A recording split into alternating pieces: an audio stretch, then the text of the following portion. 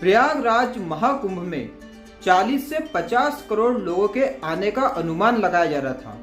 मात्र 2 दिनों में 5 करोड़ लोगों ने पवित्र त्रिवेणी नदी में स्नान किया है।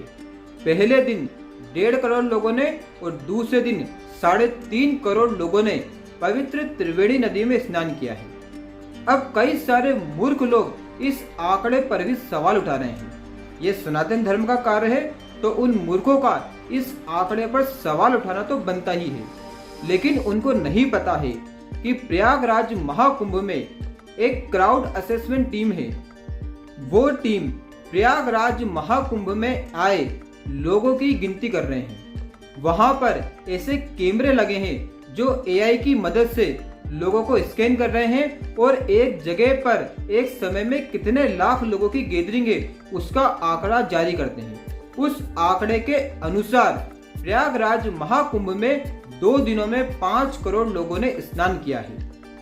प्रयागराज महाकुंभ में सभी अखाड़े के साधु, संत, नागा साधु, अघोरी सब वहां पहले ही पहुंच चुके हैं। आप सबके मन में एक प्रश्न होगा, श्री प्रेमानंद जी महाराज प्रयागराज महाकुंभ में कब जाएंगे या नहीं जाएंगे? क्योंकि आज के टाइम पर करोड़ों लोग श्री प्रेमानंद जी महाराज को फॉलो करते हैं, उनकी बातों को सुनते हैं, उनकी बातों को अपने जीवन में उतारते हैं। उनके मन में ये प्रश्न जरूर है कि प्रेमानंद जी महाराज वहां पर कब जाएंगे। एक साधक ने कुछ दिनों पहले श्री प्रेमानंद जी महाराज से पूछा कि हमें प्रयागराज महाकुंभ में जाना चाहिए या नहीं जाएंगे। उस साधक के प्रश्न का जवाब देते हुए श्री प्रेमानंद जी महाराज ने यह भी बता दिया कि वो प्रयागराज महाकुंभ में जाएंगे या नहीं जाएंगे। श्री प्रेमानंद जी महाराज ने बोला, प्रयागराज महाकुंभ में या जहाँ पर भी कुंभ का आयोजन होता है वहाँ पर दूर दूर से साधु, संत, नागा साधु, अघोरी सब आते हैं। कोई हिमालय पर बैठकर तपस्या करता है, कोई जंगल में बैठकर तपस्या करता है। तो आपको वहाँ पर जाना चाहिए, क्योंकि अगर आप अपने जीवन में सभी साधु संतों के दर्शन करने के लिए निकलोगे तो आपका पूरा जीवन निकल जाएगा। लेकिन आप इतने साधु, संतों, अघोरी, नागा साधु के दर्शन नहीं कर पाएंगे। दूसरी बात, गंगा नदी, यमुना नदी ये तो पवित्र है ही, जो पापों को नष्ट करती है। लेकिन इतने बड़े बड़े साधु, संत, अघोरी, नागा साधु ये सभी पवित्र नदी में स्नान करेंगे और आपको उस जल में स्नान करने को मिलेगा जिस जल में इतने बड़े बड़े साधु संतों ने स्नान किया है। आपको उस जल का आचमन करने को मिलेगा जिस जल का आचमन इतने बड़े बड़े साधु, संतों, अघोरी ने किया है। साथ ही वहां पर इतने बड़े बड़े संत आएंगे जिन्होंने अपना पूरा जीवन भगवान के चरणों में समर्पित कर दिया है। आपको उनके जीवन के अनुभव सुनने को मिलेगा, उनकी वाणी सुनने को मिलेगी। हो सकता है कोई बात आपके मन को छू जाए और आपका मार्गदर्शन हो जाए और आपका मार्ग परिवर्तित हो जाए और आपके मन में भगवत प्राप्ति करने का उद्देश्य जागृत हो जाए। तो आपको प्रयागराज महाकुंभ में जरूर जाना चाहिए। जब साधक ने पूछा कि अगर कोई व्यक्ति निष्ठावान हो, तो प्रेमानंद जी महाराज ने बोला कि प्रयागराज तीर्थ का राज है, मतलब तीर्थों में भी सबसे बड़ा तीर्थ है प्रयागराज, जिसका वर्णन शिव पुराण में मिलता है। तो आपको प्रयागराज महाकुंभ में जाना चाहिए। रही बात निष्ठावान संतों की, तो कुछ 1-2 निष्ठावान संत होंगे जो वहां पर नहीं जाएंगे। इनमें से एक हमारे श्रीहित प्रेमानंद जी महाराज भी हैं जो प्रयागराज महाकुंभ में नहीं जाएंगे। अब इसका कारण क्या है, क्यों वो वहां पर नहीं जाना चाहते? तो उन्होंने पहला कारण तो बताया है कि उनकी इच्छा ही नहीं है। एक होता है इच्छा होना और दूसरा होता है बिल्कुल भी इच्छा नहीं होना। तो उनकी वहां पर जाने की इच्छा नहीं है क्योंकि उन्होंने अपना पूरा जीवन श्री जी को समर्पित कर दिया है।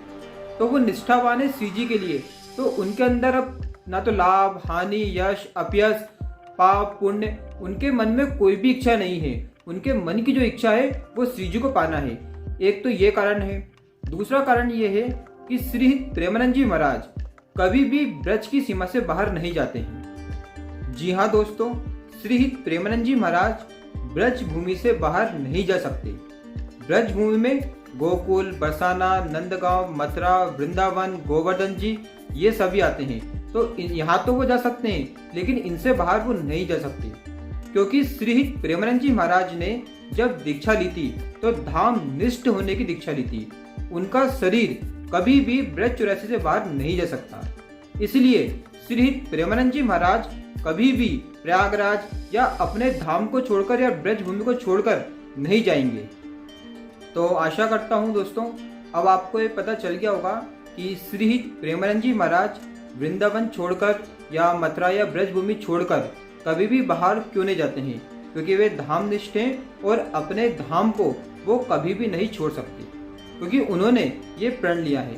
फिर चाहे वहाँ पर भूकंप आ जाए, प्रलय आ जाए, उन्होंने भी एक बार एकांतिक में बात बोली थी कि मैं धाम निष्ठ हूँ। जब बी पराग जी उनको अपने भागवत जी में आमंत्रण देने आए थे तो उन्होंने मना किया था कि वे वृंदावन को और ब्रज भूमि को छोड़कर बाहर कभी भी नहीं जा सकते।